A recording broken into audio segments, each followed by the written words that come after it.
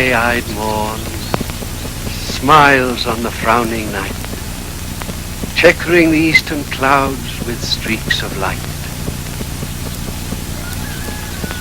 Ere the sun advances burning eye, the day to cheer and night's dank dew to dry, I must upfill this osier cage of ours with baleful weeds and precious juiced flowers.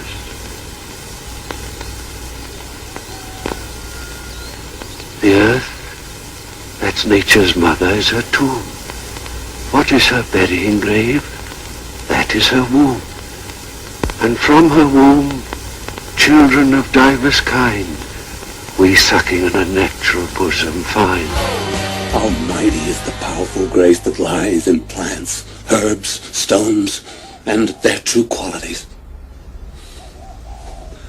For naught so vile that on the earth doth live, but to the earth some special good doth give.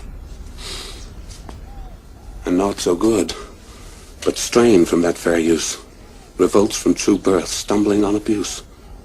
Virtue itself turns vice, being misapplied, and vice sometimes by action dignified. Within the infant rind of this weak flower, poison is resident, and medicine power. For this, being smelt, with that part cheers each part. Being tasted, slays all senses with the heart.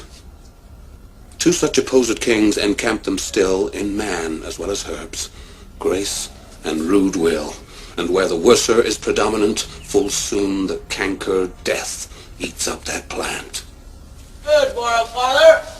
When did he today? The gray-eyed morn smiles on the frowning night. That bit means that it's dawn, dark, and the sun is rising as he picks flowers and herbs. Although he is doting off on the beauty of nature, he's very specific in his observations. And fleckled darkness like a drunkard reels from forth day's path. He then immediately starts back again to his duty of sorts. He is saying that he needs to pick baleful weeds and precious juiced flowers, which are poisonous and for medical use.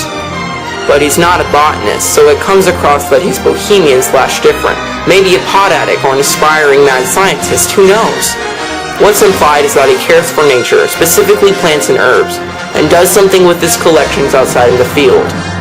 Once he gets into his picking, he starts to get lost in his philosophical and metaphorical thoughts, which are acute and analytical. He believes that plants are born in Mother Nature's tomb, which is the soil/crust of the earth, and they die when where they were conceived. So the ground/earth is a universal hub and base of sorts for plants. He explains that plants and animals are not just one species, but many different kinds. These living things find nourishment in the earth. The earth provides beneficial factors to some species, but everyone and everything is different and have different needs. Oh, mickle is the powerful grace that lies in herbs, plants, stones, and their true qualities. The friar means that plants and almost tedious living things have roles in the world. He goes on to explain that the earth doesn't have anything so bad that it doesn't go good to the planet. Things get bad from abuse and misuse, and things get better from the right use. He's looking at a flower now, and he is saying that there is poison and medicine used for it. If you smell the flower, you feel good, but if you taste it, you die. In herbs, plants, animals, and humans, there are two opposite forces, good and evil. And if evil is more dominant in a creature, then death will kill that creature's body like cancer. Recap. Humans and animals and plants all are born, live, and die on Earth. They play large roles in our world. Misuse and abuse causes evil, and dignified action causes good. All living creatures are good and evil, and wherever the evil is more dominant in a creature, they will die painfully.